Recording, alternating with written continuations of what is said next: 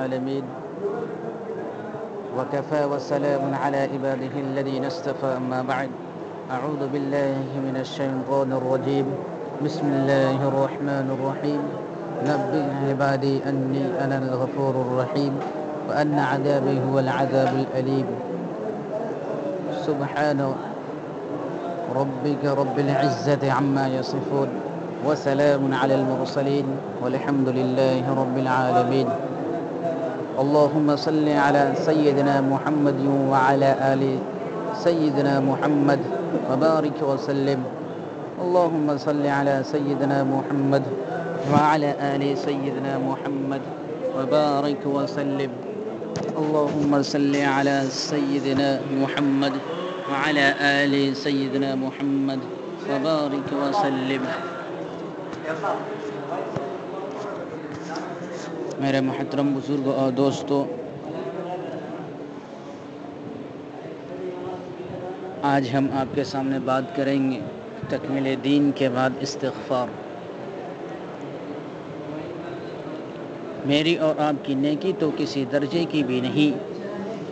سید الاولین والآخرین، سید الانبیاء، سید الملائکہ، محبوب رب العالمین صلی اللہ علیہ وسلم، جن کی پوری زندگی عبادت بھری، جن کی کثرت عبادت کا یہ حال کہ قدم مبارک متورم ہو جاتے ہیں، ایسی پاکیزہ زندگی جنہوں نے گزاری، بلکہ اپنے مقصد زندگی عبادت و دعوت کو پورا کر دکھایا. جیسا کہ میدان عرفات میں نبی علیہ السلام نے صحابہ سے پوچھا، کیا میں نے اپنے آنے کا مقصد پورا کر دیا؟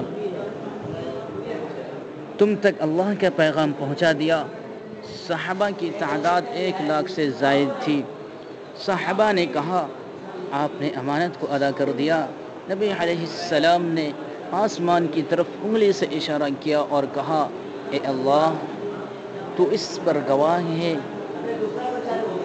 تو جن کی اتنی کامل زندگی، وہ اللہ کے محبوب جب لوٹ کر واپس آتے ہیں تو رب کریم کی طرف سے پیغام آتا ہے، اذا جاء نصر اللہ والفتح ورأيت الناس يدخلون في دين الله افواجا فسبح بحمد ربك واستغفر. اللہ اکبر. جب یہ آیت پڑھتے ہیں تو حیران ہو جاتے ہیں، میرے مولا جن کی پاکیزہ اور معصوم زندگی تھی، جب آپ اس معصوم زندگی گزارنے والے اپنے محبوب کو بھی فرماتے ہیں واستغفروہ، آپ استغفار فرمائیے، تو دوستو پھر ہم کس کھیت کی گاجر مولی ہیں؟ لہٰذا ہمیں پوری زندگی استغفار کرنا ہی چاہیے. دوسری بات ہے، خوش فہمی میں نہ رہیے. یعنی انسان ایک مرتبہ توبہ کر لیتا ہے اور یہ سمجھ لیتا ہے کہ اللہ نے معاف کر دیا اور خوش ہو جاتا ہے. نہیں میرے محترم بزرگوں دوستو، ہمیں ایک گناہ کے بدلے میں ہمیشہ پوری زندگی بھر توبہ کرتے رہنا چاہیے. بلکہ بعض علماء نے لکھا ہے کہ تا عمر اس گناہ کے بارے میں توبہ کرتے رہنا چاہیے اور اللہ سے ہمیشہ یہ دعا کرنا چاہیے کہ اے اللہ، تو ہمیں اس گناہ کے اوپر دوبارہ ملوث مت کرنا، اور شیطان کے مکر و فریب سے یا اللہ بچا لینا.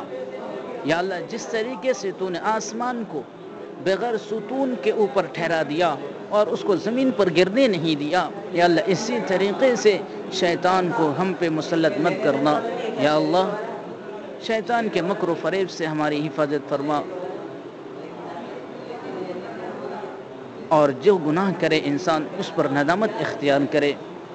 ذہن میں یہ گمان مت رکھیے کہ ہم دعوت کے کام میں لگ گئے، ہم ذکر میں لگ گئے، ہم اقامت دین کی کوشش میں لگ گئے، ہم تو فلاں کام میں لگ گئے. نہیں، جو کچھ بھی کر رہے ہیں یہ کام اللہ کی شایان شان کبھی بھی نہیں ہو سکتا. ہمارے بڑوں نے 40 سال عشاء کے وضو سے فجر کی نماز پڑھی، پھر بھی جب بیت اللہ شریف کے زیارت کے لیے حاضر ہوئے تو عجز و انکساری کے ساتھ معافی کے خواستگار ہوئے.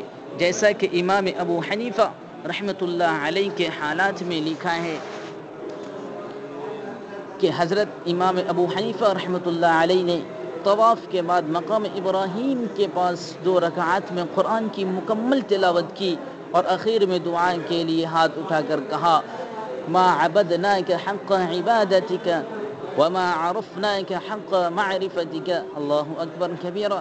جب یہ اساطین امت پوری رات عبادت کر کے بھی اعتراف قصور کرتے ہیں تو ہمیں ہر حال میں اعتراف کے ساتھ استغفار کرنا چاہیے۔ تیسری چیز ہے میرے محترم بزرگ اور دوستو کہ جب ہم استغفار کریں تو ندامت کے ساتھ استغفار کریں۔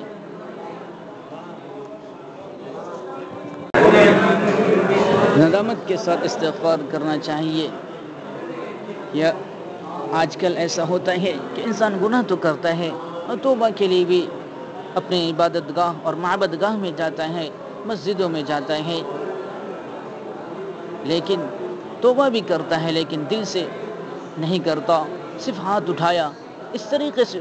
بلکہ بعض جگہ تو ایسے اور بعض لوگوں کو تو ایسے دیکھا جاتا ہے کہ دعا کرتے ہیں تو ایسا لگتا ہے کہ خدا اس کا چھوٹا والا بھائی ہے جس سے وہ فریاد کر رہا ہے، نعوذ باللہ من ذالک۔